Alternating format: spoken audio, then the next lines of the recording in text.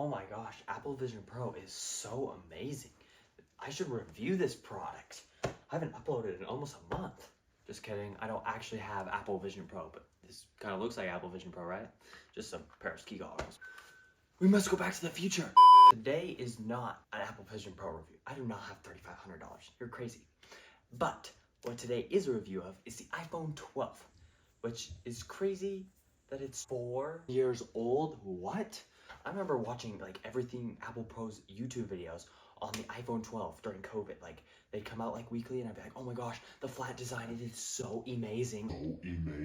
Back in the day, I really wanted to buy the iPhone 12 mini. It is still one of my dream iPhones to have one day in my collection. That was really embarrassing. I just recorded the whole rest of the video and it cut off right up to that point. So I really wanted the iPhone 12 mini, couldn't get it. So then I was like, oh, I'll get the 13 mini when it comes out.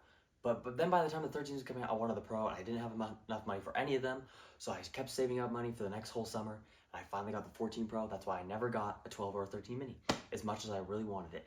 I still would like one for my collection, so I might buy one in a couple of years, but I don't really need a backup phone right now. My iPhone 8 is doing just fine. Let's start off with the display. It actually got cracked a few years ago, and I posted it as a YouTube short, and it kind of like blew up. It was my most popular video for like a couple months. I just woke up one morning, I was like, oh my gosh, it has 2,000 views, and 2,000 views doesn't sound crazy, but to me at the time it sounded crazy. But the rest of the display, it is perfectly fine now. The screen got replaced. It is still 60 hertz. That might be a deal breaker for some of you. I don't personally notice it on other devices. I use an iPhone 8 as my backup.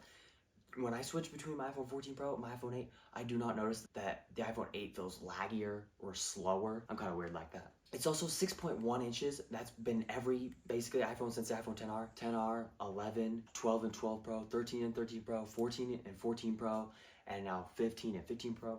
Next year, we're finally getting a 6.3 inch. Apple is finally updating their display sizes for once. So we're getting 6.3 inch next year. 6.1 inch has been the standard for a couple of years now, so I think it's perfectly decent. We still got lightning. That is a scary thing right now. This goes for any used phone you're gonna buy. You do not wanna buy a used phone with lightning expecting you to keep it for a few years. As USB-C is transitioning into Apple's lineup, everything's gonna be USB-C. AirPods, iPads, phones, everything's good. Like lightning's gonna be gone soon. By the end of this year, I guarantee it. In the next 2 or 3 years, all lightning stuff's gonna be stopped being supported by Apple and stuff like that. If you're buying this phone, expect in the next 2 or 3 years to probably get a 15 or better, just because USB-C is the future. As much as I don't really care, I have my 14 Pro, I'm gonna be upgrading it in a couple of years just because of USB-C. And then moving on to the cameras, we do got Pro RAW support. It was the first iPhone to do that. We didn't get ProRes till the iPhone 13, but that's okay. If you're looking to buy the iPhone 12 Pro, I don't think you're caring about Pro RAW or ProRes anyway, because then you just get the iPhone 15 Pro because you probably have the money for it. But if you're on a budget and you're like, oh, the 12 Pro actually kind of seems like a good deal because it's under 400 bucks, I think that sounds great to get iPhone 12 Pro. I always like to think about it this way, that eventually the budget models become just like the old flagships. And I think with the iPhone 12, it beats out the iPhone 10. I think with iPhone 13, it beat out the 10s. And I think with the iPhone 15, it finally beat out the 11 Pro. So I don't think we have a budget model that beats out the 12 Pro yet. I think it's almost there. The budget models are almost there. All 4 cameras on the phone are all 12 megapixels, the 3 on the back and the 1 on the front. All of them except for the telephoto got night mode in this generation. The 12 Pro does miss out on the sensor shift stabilization that the Pro Max did get. The iPhone 13 Pro did get that. I don't think it's been that big of a deal. My sister has been daily driving this phone for a couple of years now.